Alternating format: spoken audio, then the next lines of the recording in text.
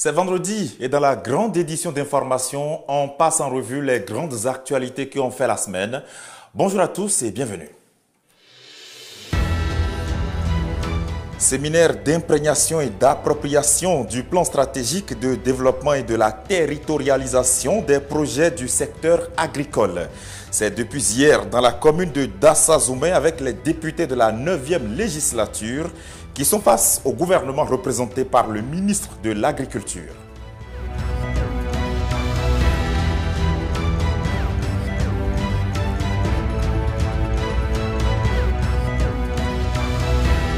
Avant de se rendre au séminaire de Dassa-Zoumé, les députés ont ouvert la première session extraordinaire de l'année 2024 au Parlement.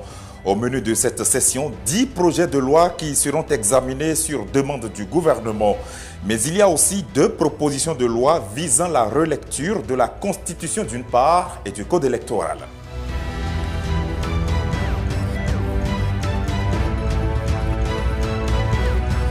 La session extraordinaire ouverte ce mercredi qui est au centre de toutes les préoccupations depuis quelques jours, voire semaines.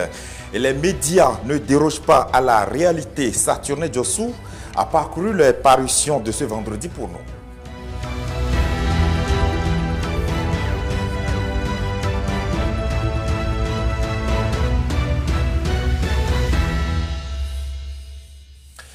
Bienvenue à chacun et à tous. Depuis hier, le gouvernement béninois expose aux députés le plan stratégique de développement et de la territorialisation des projets et programmes du secteur agricole. C'est à travers un séminaire d'imprégnation et d'appropriation qui se tient dans la commune de Dassa-Zoumé. La cérémonie d'ouverture a été dirigée par Louis Béounou Vlavonou, président de l'Assemblée nationale du Bénin, avec à ses côtés le ministre de l'Agriculture, de l'Élevage et de la Pêche, Gaston Dossoui. Le point avec Latif Boni, Octave Adjou.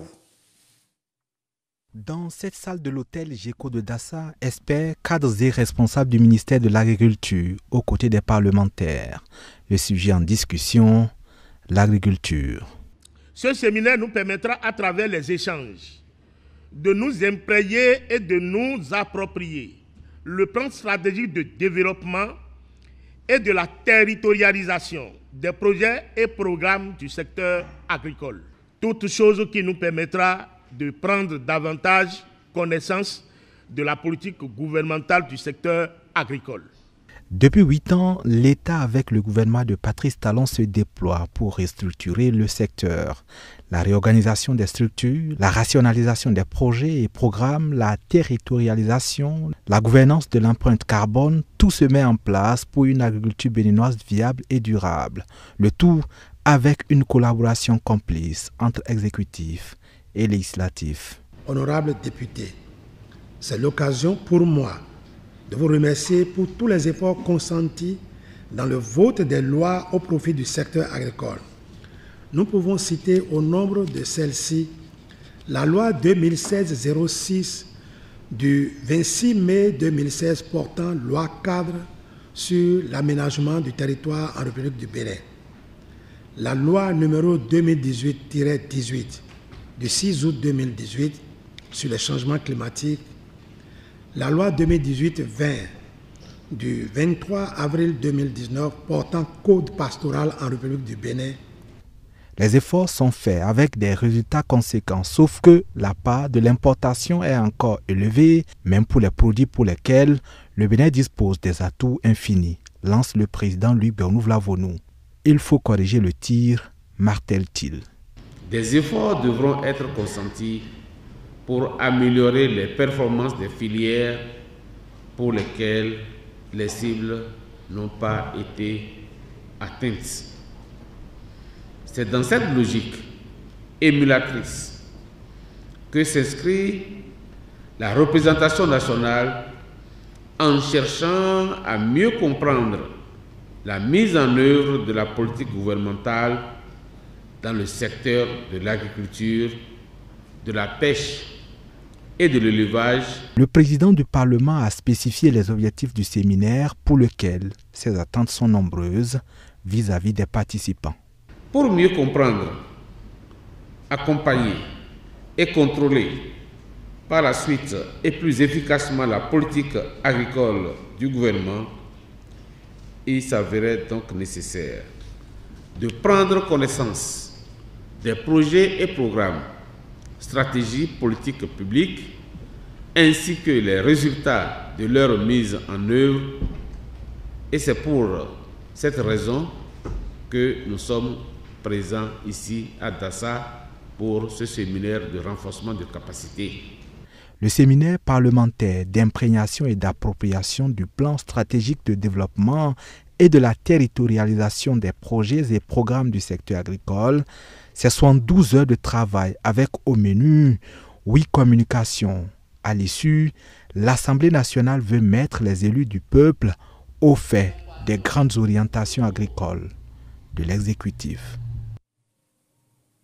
Et voyons à présent ce communiqué signé du président de l'Assemblée nationale, l'autorité parlementaire qui invite ses pairs députés à prendre part à la séance plénière qui aura lieu le lundi 26 février 2024 à 10h au Palais des Gouverneurs à Porto-Novo. L'ordre du jour porte sur les points ci-après. Examen du projet de loi relatif au taux d'intérêt légal en République du Bénin. Examen du projet de loi relatif à la Commission béninoise des droits de l'homme. Examen du projet de loi portant autorisation de ratification de la Constitution et de la Convention de l'Union africaine des télécommunications adoptées respectivement au Cap en Afrique du Sud le 7 décembre 1999 et à Harare au Zimbabwe le 10 juillet 2014. Point 4. Examen du projet de loi portant dispositions spéciales de procédures relatives à l'organisation de la défense des intérêts de l'État devant les juridictions et portant création de l'agence judiciaire de l'État. En point 5, examen du projet de loi portant définition et répression de l'usure en République du Bénin. Point 6, examen du projet de loi portant réglementation bancaire en République du Bénin. 7. Examen du projet de loi relatif aux infractions boursières sur le marché financier de l'Union monétaire ouest-africaine. 8. Examen du projet de loi modifiant et complétant la loi 2022-16 du 19 octobre 2022 portant création, organisation et fonctionnement de la Cour spéciale des affaires foncières. 9. Examen du projet de loi portant autorisation de ratification de l'accord de l'Organisation mondiale du commerce sur les subventions à la pêche adopté à Genève le 17 juin 2022.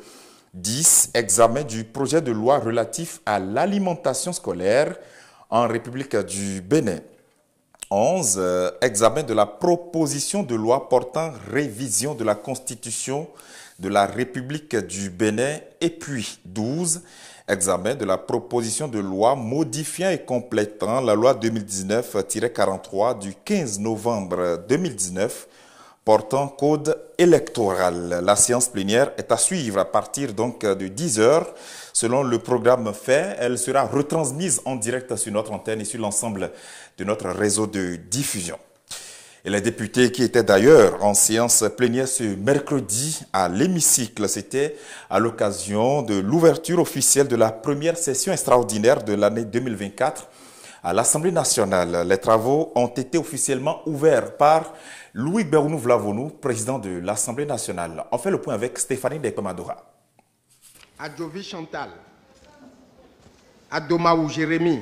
Après vérification du quorum par contrôle de présence, c'est le président de l'Assemblée nationale qui a solennellement ouvert cette première session extraordinaire de l'année 2024.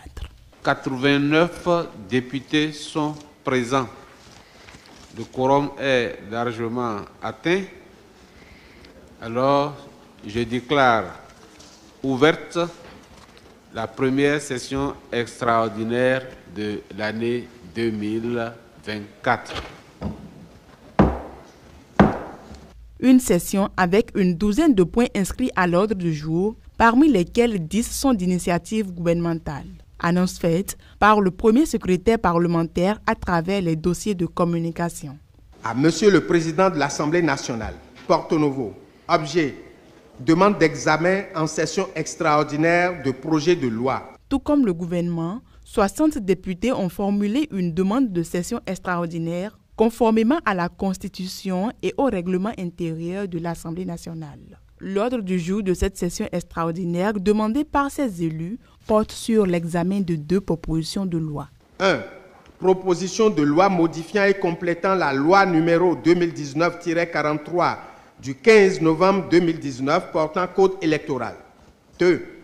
Proposition de loi modifiant la loi numéro 2019-40 du 7 novembre 2019 portant révision de la loi numéro 90-32 du 11 décembre 1990 portant constitution de la République du Bénin. Dans la foulée, le président du groupe parlementaire Les Démocrates dit avoir déposé dans la matinée une proposition de loi portant révision du code électoral et souhaite la voir examinée au cours de cette session extraordinaire.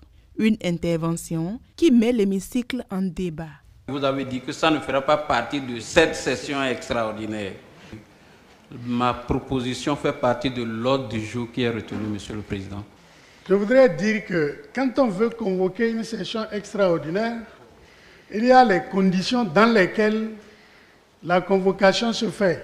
Le fait qu'une proposition, un autre projet concerne les mêmes domaines ne saurait valoir programmation dans un ordre de jour.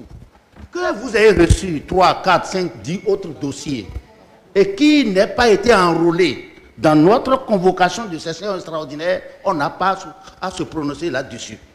Lorsque 2 propositions traitent du même objet, il n'y a jamais eu de problème pour que les 2 propositions soient prises en compte. Un débat que le président de l'Assemblée nationale finit par trancher. Lorsque nous allons faire lecture du dossier à la prochaine plénière, nous allons aviser. En attendant que la représentation nationale revienne pour examiner des différents points inscrits à l'ordre du jour de cette séance extraordinaire, la séance a été suspendue. Sa reprise est prévue pour le lundi 26 février prochain. L'ouverture de cette session extraordinaire a également permis l'installation du suppléant du feu député Abel Sorokou, décédé il y a quelques semaines. Et s'il y a, entre autres points inscrits à l'ordre du jour de cette session extraordinaire, des préoccupations qui tiennent vraiment à cœur aux parlementaires, il s'agit donc des points relatifs à la relecture des lois concernant les élections générales de 2026. Vous avez eu l'occasion d'écouter les différents avis des députés à ce sujet dans un grand débat. Mais d'où sommes-nous partis pour en arriver là aujourd'hui? Stéphanie Dekpemadora nous aide à passer en revue les faits qui se sont succédés l'un après l'autre depuis le début de cette année 2024. Suivez. Proposition de loi modifiant et complétant la loi numéro 2019-43 du 15 novembre 2019 portant code électoral. Cette semaine, un peu plus tôt, un citoyen béninois a attiré l'attention de la Cour constitutionnelle sur les dysfonctionnements auxquels les institutions de la République risquent de s'exposer avec le parrainage des candidats à l'élection présidentielle de l'année 2026. Une saisine enregistrée à la Cour constitutionnelle le 15 novembre 2023. Les 7 sages, à travers la décision DCC 24-001, demande à l'Assemblée nationale l'harmonisation et le rétablissement de l'égalité de pouvoir entre parrain maire et parrain député en 2026. La Cour, en vertu de l'article 121, s'est autosaisie au fin de dénouer la crise. Dans la foulée, le député Hassan Tseibou du groupe parlementaire Bloc républicain propose une alternative qu'il trouve plus simple. Lorsqu'on reporte les élections législatives après les élections présidentielles, nous réglons tout ce problème. On peut faire la révision avant et on va dire à la Cour que la nouvelle disposition de la Constitution a permis de régler ce problème. À l'adhésion du Bloc républicain et de l'Union progressiste Le Renouveau s'opposent les hésitations des démocrates. Ces derniers posent le problème de l'opportunité de la démarche et créent à une stratégie qui conduirait à un 3e mandat. Il n'en faut pas plus à Patrice Talon pour offrir à la presse nationale son premier face-à-face avec son président. D'ailleurs, moi, je ne veux aucune révision de la Constitution. Le rythme électoral, le calendrier électoral, laissez tel quel. Et c'est ma position aujourd'hui devant vous. Le président Patrice Talon dévoile et clarifie sa position. À cela s'ajoute une autre proposition, celle de Natonde Ake qui fait enregistrer à l'Assemblée nationale une proposition de loi modifiant et complétant le code électoral. Ce qui a été traduit dans cette nouvelle proposition de loi est simplement d'assurer la légalité, la légitimité, mais également l'égalité en proposant que ce soit les élus de 2026 qui parrainent les duos candidats. Pour ce faire, c'est très simple. Il suffit de réduire de 15 jours le délai de dépôt. Parce que le délai de dépôt des candidatures aux élections présidentielles n'est pas dans la Constitution, c'est dans le Code électoral. Pour que la proposition de loi portant révision constitutionnelle franchisse l'étape de recevabilité, le dossier doit être adopté par 82 députés au moins. Quant à la proposition de révision, elle ne sera acquise qu'après avoir été approuvée par 88 députés au moins. Pour les deux étapes, c'est plus que le nombre dont disposent les deux blocs de la mouvance parlementaire. Et jusque-là, nul n'est sûr de son pari quant à l'attitude des démocrates. Sur un autre plan de l'actualité parlementaire, cette semaine a également connu la visite d'une délégation de parlementaires venus de l'Arabie Saoudite. En visite au Bénin, donc du dimanche soir au mercredi, ces parlementaires saoudiens sont allés visiter la zone industrielle de Glodjibé, une occasion pour eux de tâter de leurs doigts les efforts du Bénin en matière de transformation des matières premières dans plusieurs domaines. Le compte rendu de Océane Amousso.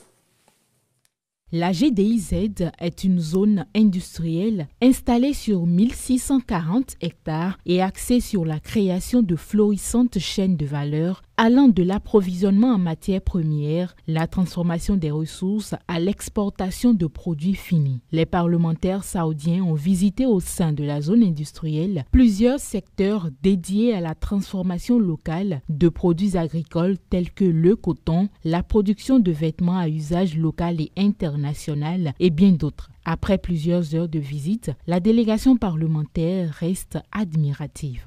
Très intéressés par ce projet, ils ont posé de nombreuses questions. Ils promettent de procéder à des négociations avec des investisseurs de l'Arabie Saoudite dans le cadre du renforcement des relations bilatérales entre les deux pays, car selon eux, tous ces grands projets font du Bénin un pays où il faut vraiment investir. Après la zone industrielle de Glodjibé, les parlementaires saoudiens se sont rendus à Seme City, un autre univers du numérique. Et là, ils ont eu une séance de travail avec le ministre du Tourisme et de la Culture, accompagné de la directrice du centre, Claude Borna. Leurs échanges ont tourné autour de la création d'un centre des cultures arabes au Bénin. Mais bien avant de se rendre à Glodjibé, la délégation saoudienne a eu plusieurs séances de travail avec le président de l'Assemblée nationale du Bénin. C'était dans la matinée du lundi passé, au lendemain donc de leur arrivée au Bénin. Le point avec Saturné Diossou.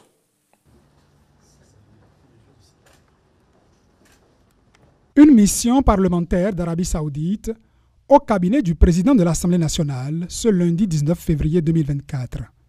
C'est l'acte 1 de la visite d'amitié et de travail du groupe d'amitié interparlementaire Arabie Saoudite-Bénin.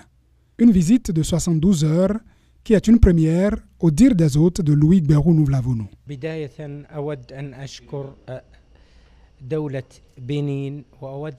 C'est la première fois que nous visitons la République, c'est-à-dire que le Parlement saoudien rend visite à ses homologues de la République du Bénin.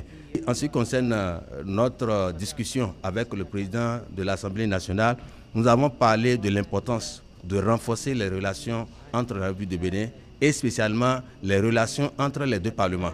Parce que les deux parlements, ce sont des instances de représentation dont nous représentons le peuple, nous travaillons pour le peuple. Il faudrait que ces relations soient renforcées pour faire profiter au peuple. En dehors de ça, nous avons également abordé les accords qui sont en instance de signature. Donc il y a 2 accords qui ont été déjà signés, mais il y a 7 qui restent, qui sont en cours de signature. Donc nous avons insisté là-dessus et le président a donné des instructions pour que cela soit fait dans les plus brefs délais. Visite de l'hémicycle du Bénin, séance de travail avec la coordination nationale du groupe d'amitié Bénin-Arabie Saoudite élargie à l'Union islamique du Bénin ont été les autres étapes de cette descente au Parlement. La coordonnatrice nationale, s'en réjouit. Les retombées, c'est promettant. C'est promettant parce qu'il y a eu des accords déjà signés. Les autres, on va user de la diplomatie parlementaire pour faire sortir ce qui reste dans les tiroirs, ce qui reste à faire. Le fait pour le bien-être, le mieux-être de nos populations. Vous savez, quand on parle de ratification et d'accords et autres, c'est toujours dans l'intérêt de satisfaire le peuple. Et c'est ça notre rôle. C'est l'unité de tous les fils et tous les pays. Des moments de convivialité entre parlementaires du Bénin et d'Arabie Saoudite qui laissent déjà des souvenirs pour la postérité. Et dans l'actualité nationale, c'est connu, à partir du 1er mars prochain, tout conducteur d'engin à 2 roues ou 3 sans plaque d'immatriculation sera systématiquement interpellé en circulation. Et pour ne pas tomber dans une situation pareille, les propriétaires de motos font la course à la montre pour se mettre à jour. À l'Agence nationale des transports terrestres de Porto-Novo, l'heure est à la grande affluence des motocyclistes depuis quelques semaines, avec aussi beaucoup d'efforts de la part de l'administration pour être à la hauteur de ce défi. Le reportage de Vanoli Olibé et Ben Kevin Tchaoui. On se croirait dans un tribunal à la sortie d'un procès. Sauf qu'ici, nous sommes bel et bien à l'annexe de l'Agence nationale des transports terrestres. Empêchés par une barrière d'avoir accès à l'agence, vieux et jeunes se font cuire par le soleil sans aucun ménagement.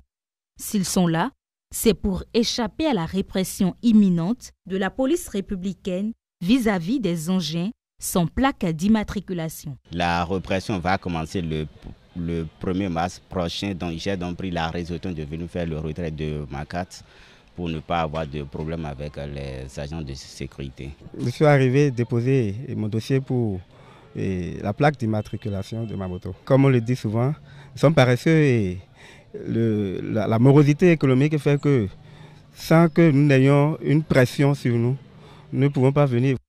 À l'intérieur, des milliers de plaques établies depuis plusieurs mois traînent au sol et n'attendent que leurs propriétaires.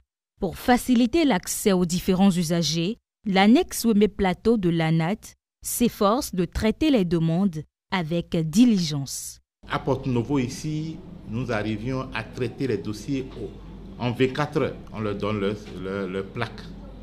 Ils ont leur plaque et 4 grises en 24 heures quand ils déposent leur dossier. Quand ils sont là, comme ils sont nombreux, on met des listes, ils écrivent et on les fait rentrer par ordre d'arrivée. En dehors de ça, il y a une plateforme qui a été développée pour permettre à l'usager qui, depuis sa maison, peut consulter si son dossier d'immatriculation est prêt ou pas.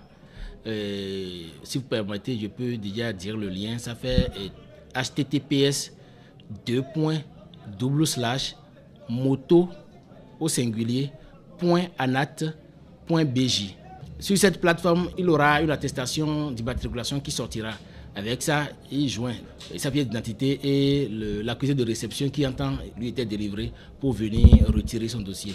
Même s'il ne va pas sur la plateforme et qu'il se déplace dans nos locaux, nous avons un personnel dévoué à la tâche pour lui faire la consultation de son numéro. Et s'il vient avec la décharge, sa pièce d'identité, il pourra quand même retirer favorablement sa carte grise et faire fixer sa plaque minéralogique. La semaine passée, le week-end passé, on a organisé une journée du samedi de 9h à 14h, toujours pour répondre à la demande de nos usagers. Avec la forte concentration des usagers clients de l'Agence nationale des transports terrestres, l'administration n'a plus de répit. Plus l'attente est grande et les propriétaires d'engins nourrissent beaucoup d'impatience vis-à-vis de l'agence, plus les efforts se décuplent pour leur donner satisfaction. Dans ce contexte, les acteurs ayant formulé des demandes déjà traitées depuis des mois par l'agence sont invités à chercher leur plaque d'immatriculation au risque de se voir retirer leurs moyens de roulement par les forces de l'ordre. Voilà, de façon panoramique, ce qui a fait l'actualité tout au long de cette semaine sur notre antenne, tel que vu et traité par notre rédaction. Voyons maintenant ce qui fait l'actualité en ce jour dans les autres rédactions.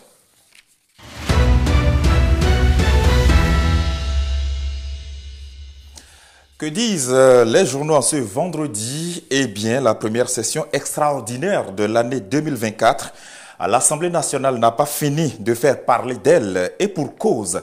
Les propositions de loi relatives aux élections générales sont toujours d'actualité et préoccupent aussi bien les députés que les journalistes. Voici la revue de presse de Saturnin Diosso. Mesdames, Messieurs, bonjour. Les députés de la 9e législature campent à Dassa depuis ce jeudi le temps de s'approprier le plan stratégique de développement et de la territorialisation des projets et programmes du secteur agricole au Bénin. Quelques journaux comme Le Coopérant, paru ce vendredi, livrent l'essentiel de l'ouverture des travaux. Le leader du jour précise à propos que les travaux de cet atelier parlementaire d'imprégnation à Dassa-Zoumé ont été lancés par Louis Gbérou-Nouvlavonou, président de l'Assemblée nationale, et Gaston Dossou-Roui, ministre en charge de l'agriculture, de l'élevage et de la pêche. De retour de la cité mariale, le télégramme nous rappelle que les députés devront continuer ce qu'ils ont entamé mercredi dernier. La première session extraordinaire de l'année ouverte est reportée pour le lundi prochain, 26 février. Une session qui, au dire du journal, présente les signes d'une session houleuse. La houle, c'est déjà dans les colonnes des journaux qui, depuis l'annonce des points inscrits à l'ordre du jour de cette session extraordinaire, s'arrachent les différentes propositions de l'opposition comme de la mouvance. Tant mieux pour les lecteurs qui pourraient lire par exemple dans le Coopérant de ce vendredi les arguments du député Hassan Seibou sur la modification du code électoral. La stabilité de nos régimes pour l'avenir réside dans le fait de ne pas faire les législatives avant les présidentielles, déclare le président du groupe parlementaire Bloc républicain. Un avis que semblent ne pas partager ses collègues de l'opposition.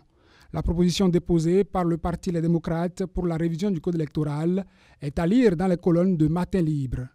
Baisse à 5% du taux pour l'enlèvement des sièges. Les démocrates sont dans une proposition pour soulager les petits partis, écrit Dynamisme Info, pour qui l'opposition demande à extirper les dispositions chrysogènes du code électoral. La crise pourrait venir de la légitimité ou non des parrains pour la présidentielle de 2026. À propos, le Parti Les Démocrates insiste sur la légitimité des maires et députés actuels, titre toujours Dynamisme Info. Supprimer le quitus fiscal serait aussi une des propositions de l'opposition pour la relecture du code électoral, à en croire l'événement précis de ce vendredi qui crie alors « haro sur les politiciens ». Les populations, elles aussi, ont crié face aux inondations de l'année 2023. La Nation, le quotidien du service public, fait le bilan provisoire des dégâts dans les communes. Fraternité, lui, parle plus tôt ce matin du 4e forum des mines, du développement de l'industrie minière et du pétrole en Afrique de l'Ouest. Les travaux tournent autour du renforcement des ressources géo-extractives, précise l'événement précis. Le pays émergent nous dit, pour sa part, que les réflexions engagées sur les stratégies de mutualisation pour une exploitation efficiente des ressources géo-extractives dureront 3 jours. Exactement le même nombre de jours pour que la revue de presse vous revienne lundi prochain. Bon week-end.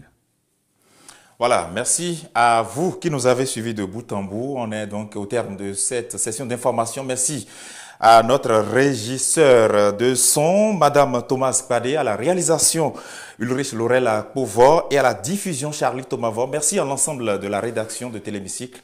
Bonne fin de semaine à tous et à la semaine prochaine.